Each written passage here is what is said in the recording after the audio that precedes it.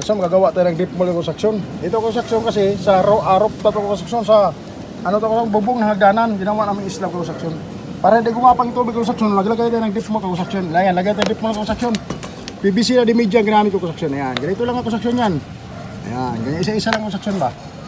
Ayan, drip mold, lagay tayo ng drip mold para hindi pumasok ang tubig papunta doon sa loob ng construction.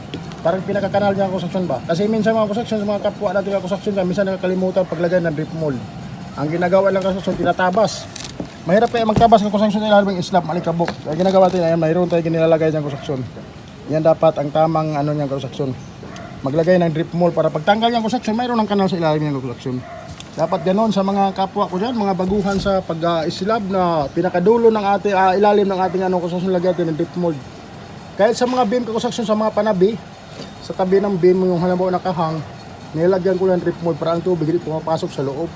Kasi pag tinanggal mo na yung construction, itong pinakasag ng isla, pag tinanggal mo yung construction kasi, mayroon na siyang kanal, hanggang doon lang yung tubig. Ang tubig ko construction yung mga dito, hanggang dyan lang, hindi siya papasok pupunta sa loob. Kasi minsan iba na kalimutan yung construction. Paalala lang natin mga construction, maglagay tayong drip mold sa ilalim ng slab ko construction. Sa dulo para sigurado tayo ang tubig ko construction, hindi papasok sa loob ng bahay. Ayan lang construction ang ating munting idea construction. Sa mga kapwa natin ang baguhan dyan sa construction, sa ganitong hanap buhay construction, ganito lang ang paraan ka construction. Kasi mahirap ka construction pag tabas ka pa sa ilalim ng islaw construction.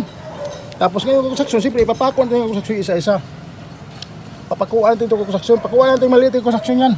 Pakuan natin itong construction ba para hindi ka mabasag. Dapat ngayon construction, kung mayroon tayong pako na maliit, yung parang pangbakya na pako construction, maganda ipako. Kaso wala tayong pakong maliit yung construction, kaya ginamit yung unimidya. Ipako lang construction yan. Minsan kasi ibang construction pag ano, hindi nababasag yung construction. Nababasag ba? Ayan, napako lang natin yung construction para pagtanggal yung construction sa ilalim yan. Ganun lang construction kasimple ang ating ginagawa, paggawa ng drip mold construction. Kasi minsan nakakalimutan ng mga construction sa ating mga kapwa dyan na ng construction din, katulad natin. Minsan nakakalimutan paglagay ng drip mold construction. Kalimitan ng construction, tinatabas. Mahirap kaya magtabas, magsilsil sa ilalim ng islaw construction, nakatingala ka construction, nagkabok pa. Ayan, sa ating ayan, kunting lang to, kunting idea lang. Isi-share lang natin sa ating mga kapwa dyan ng construction. Share natin ang ating kunting idea. Ayan, ito pinakamaganda construction kasi pag may drip mold ka, hindi ka na may PVC kang nilagay na pinaka-drip mold, hindi ka na magtatabas ka construction. Hindi ka na ganong mahirapan yung construction. Ganun lang construction, no?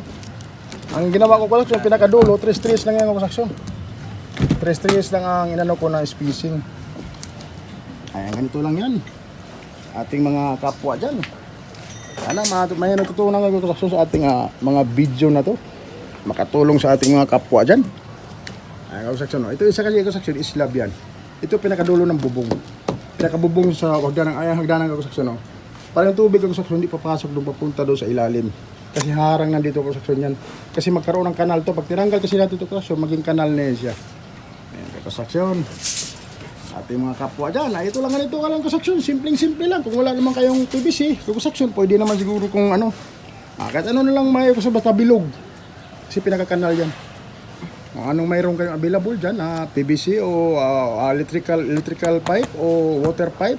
Basta kung anong available yung construction na pipe. Yan ang pwedeng gamitin natin yan. Hinati lang namin construction yan, ito. Hinati namin kasi hindi naman tayo pwedeng hinatiin buo. Ayan, hinati ang construction. Hinati lang natin yan. Construction, konting idea ng construction. Siyempre sa dulo construction, pinisingan pa natin yung dulo para masirado yung dulo na yan. Pati dulo, masirado yan. Pinisingan pa natin yung construction. Ayan, pag tinanggal kasi sa ilalim yung construction, dito yung ilalim yung construction, dito yan. Pag tinanggal natin, kanal na yan siya. Yung tubig ng construction, hindi pupunta doon sa loob. Kasi kalimitan, pag walang drip mold, wala itong drip mold na to, wala yung drip mold na construction, ang tubig pupunta doon sa loob, gagapang. Kasi clean lang siya. Kung mayroon siyang kanal to construction, dito lang yan, mahinto sa drip mold na yan. Yung pinakatubig dito manggaling ka construction, tubig dito manggaling, ihinto lang yan dito sa kanal na to kasi malalim to. Pag tinanggal mo lang kasi ito construction, malalalim na yan, malulubog ba. Kaya ang tubig, parang dito lang yan gagapang ka construction, ikot-ikot lang yung tubig dyan, pinakakanal niya. Ganyan lang ang construction, ating simpleng idea ka construction. Itong slab na construction sa bubong to. Pinakabubong ng hagdanan, ginawa kong konkreto construction para hindi naman delikado sa hangin kasi nasa taas to. Ayan, konkreto yan kasi. Excuse me mga construction. Ayan. Ayan, ganun lang kasimple kasi para mabakalan. Bago ka maglagay ng construction, siyempre, lagay mo ito construction bago ka magbakal. Kasi pag nabakalan mo na, siyempre mahirapan ka maglusot. Kaya nauna mo na itong drip mold bago mo siya babakalan ng construction. Ayan, mga simpleng paraan ng construction para makatulong sa ating mga kapwa dyan na gumagawa din ng ganitong slab ng construction. Kailangan huwag kalimutan ang drip mold para hindi tayo mahirapan sa pagtatabas ng construction. Mahirap yung construction pag nagtatabas kasi dito kung magtatabas ng construction, ilan tatabasan ng grinder, mahirap yung construction sa ilalim.